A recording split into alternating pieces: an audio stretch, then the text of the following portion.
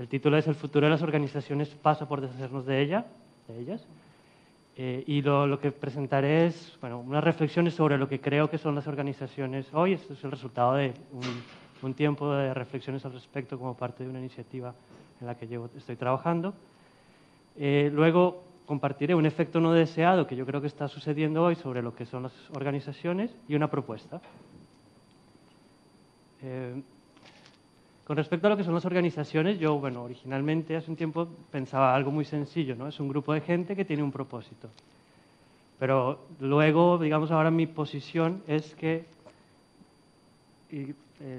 mi punto de vista es que son principalmente comunidades y que el propósito pasa a un segundo plano. Y sobre todo con el tiempo, la comunidad, el grupo de gente tiende a imponerse sobre el propósito.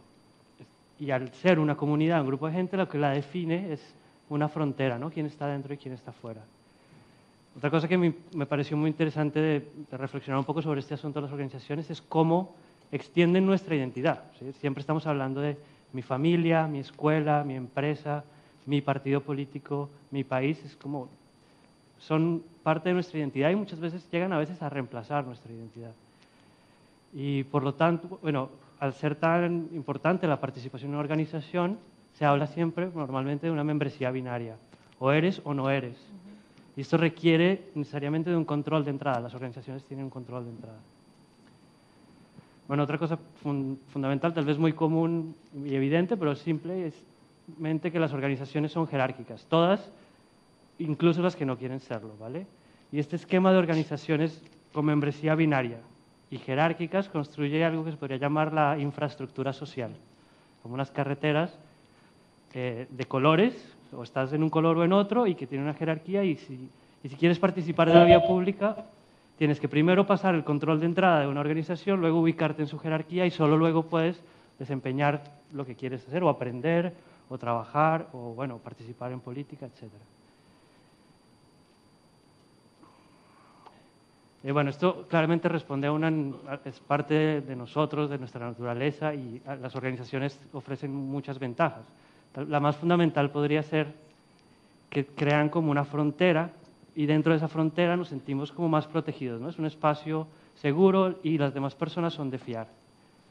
Y por lo tanto, dentro de las organizaciones es mucho más fácil promover la colaboración, la solidaridad, la mutualización. Y dentro de una organización priman los intereses, algo muy importante, priman los intereses comunes sobre los individuales y está mal visto ser egoísta. Hasta ahí muy bien. Podríamos decir que es la gran victoria del colectivismo, la comunidad sobre el individualismo. Y aquí viene la segunda parte, y es el pero. En la práctica, yo creo que en este escenario estaríamos bastante de acuerdo. Muchas organizaciones se están descomponiendo, sobre todo las que llevan mucho tiempo allí, los partidos políticos, algunas corporaciones, etc. Y lo que quería resaltar tal vez más es que las organizaciones, a su vez, funcionan como individuos entre ellos, frente a otras organizaciones, ¿vale? Y por alguna extraña razón que yo no entiendo, sinceramente, las organizaciones, cuando interactúan entre ellas, resulta que la competencia es la norma y que el comportamiento egoísta es premiado. Nosotros presionamos a nuestros líderes para que defiendan nuestros intereses y no hacemos mucho caso así es a costa de otras organizaciones. Entonces siempre está pues mi familia antes que la del vecino, mi escuela antes que las demás, mi empresa antes que la competencia, mi partido político antes que los otros y mi país antes que los demás, ¿no? Esto es natural. Y esto es lo que llamaría la victoria del colectivismo individualista, que es un poco más triste. Las cosas, como habéis visto claramente desde el punto de vista de educación y de capacidad de influir en la vida pública, están cambiando. La información fluye fácilmente, es mucho más fácil conectar con personas más allá del espacio y los límites espaciales y culturales.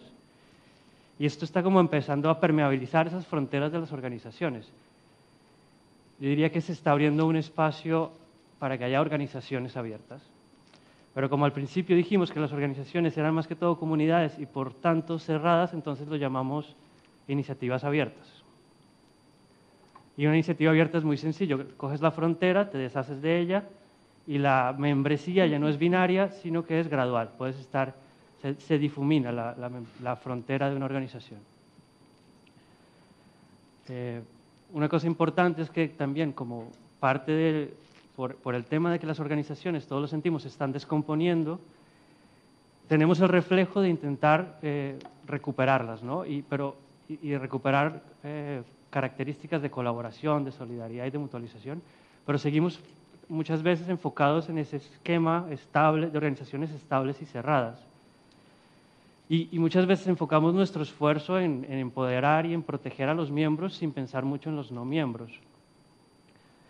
Y esto corre el riesgo, y es que a veces la protección que pongamos o los esquemas que ayudan a los miembros de una organización puede ser a costa de aislar a los no miembros. Y pues es un riesgo que se corre con este interés de mejorar las organizaciones. Una propuesta que quería hacer aquí, entramos en la parte final, la propuesta es para este ciudadano en beta que se quiere asociar de formas diferentes, es que reemplace este colectivismo individualista por algo que podríamos llamar el individuo colectivista, ¿vale? Un individuo colectivista, algunas características fundamentales las pondría aquí, se enfoca principalmente en dar antes que en recibir, es capaz de contribuir independientemente del entorno, no necesita pertenecer para poder contribuir. Es capaz de contribuir en diferentes lugares a la vez. Y el último es un poco de coña, y es ama a los participantes de otras iniciativas tanto como a las de las suyas propias, que sería como una generalización del segundo mandamiento católico, una extensión. Vale. Y bueno, si hubiera una comunidad de individuos colectivistas, esta infraestructura, estas fronteras de la infraestructura social se podrían empezar a romper, se difuminan, y a la vez, como cada individuo es capaz de participar en diferentes iniciativas contemporáneamente, cada uno es capaz de crear su propia identidad, y digamos que las identidades de las personas serían únicas y sería difícil clasificarlas en función de su pertenencia o no a una organización a cualquier nivel. Ya un poco para cerrar, está claro que esto no es lo que está sucediendo actualmente, es algo en lo que podríamos pensar, es una dirección que podría ser interesante explorar.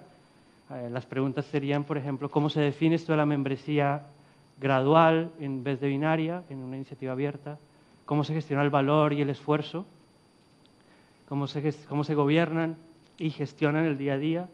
¿Y cómo se regulan? Porque la regulación es muy estricta en términos de asociación de personas. Yo hago parte de un proyecto que se llama Collective One. Estamos desarrollando una plataforma para facilitar el nacimiento de iniciativas abiertas, y tenemos un primer prototipo que si quieren dar una mirada puedes ir a la página y jugar con él, y aquí os dejo mi contacto.